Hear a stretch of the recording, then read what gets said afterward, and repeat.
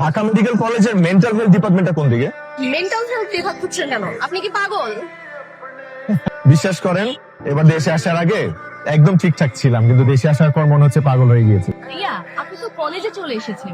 ও, আপনি আগে হাসপাতালে জরুরি বিভাগে যান, সেখান থেকে আপনাকে সঠিক জায়গায় জরুরি বিভাগে না, আপনি বরং পাবনায় চলে যান, কারণ আপনার চিকিৎসা ঢাকায় সম্ভব। ওনার নাম মেঘ, উনি কানাডায় থাকেন। আমাদের মধ্যে বিয়ের কথাবার্তা চল, সম্ভবত উনি আমাকে ইমপ্রেস করার জন্য এখানে। তাই আসলে আপনারা বিয়ে করতেছেন? আমার দিক থেকে তো আমি 100% রাত, শুধু আমার ফিয়ান্সে মানে যার সাথে আমার বিয়ে ঠিক হয়েছে, মানে আপনাদের বান্ধবী কোনো গ্রিন সিগন্যাল দেন। ভাইয়া, ও রাজি না থাকলে আপনি আমাকে বলতে পারেন। আমার আবার কানাডা যাওয়ার খুব শখ। ভাইয়া, আমিও রাজি। আপনি যে হ্যান্ডসাম। থাম, আপনাকে না বললাম আজ দেখা হবে না?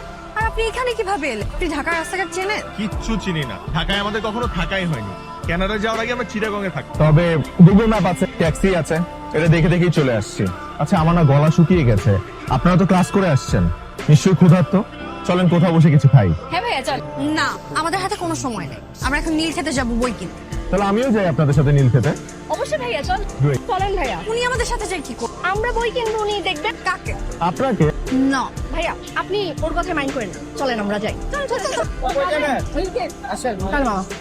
ভাইয়া, আপনারা দুজন তাহলে রিক্সা যান আর আমরা দুজন ওটায় চলে যাই।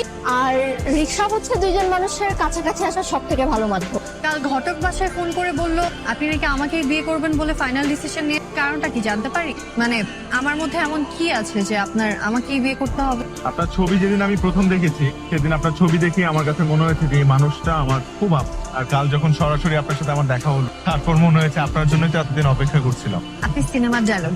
আচ্ছা, আমি যদি এই বিয়েতে রাজি না হই? এটা পুরোপুরি আপনার সিদ্ধান্ত, কিন্তু আপনাকে রাজি করার জন্য আমি শেষ পর্যন্ত চেষ্টা করি।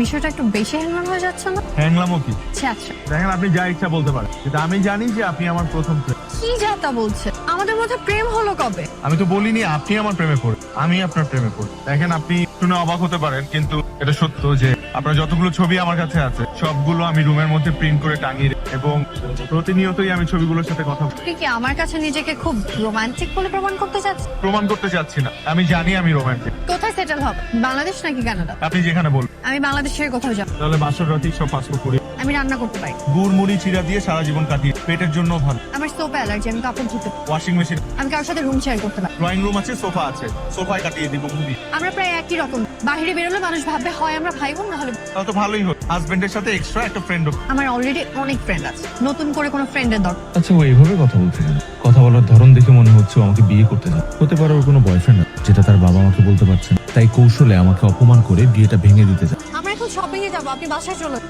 আমিও যাই আপনাদের সাথে শপিং এ, সমস্যা কি? সমস্যা, আমরা এখন নিউ মার্কেটে। আপনি মেয়েদের শপিং এ গিয়ে কি করব? অযথা বিব্রত হবে। না না ভাই, আপনি আমাদের সাথে চলেন না। ভাইকে আমরা বিব্রত হতেই দিব।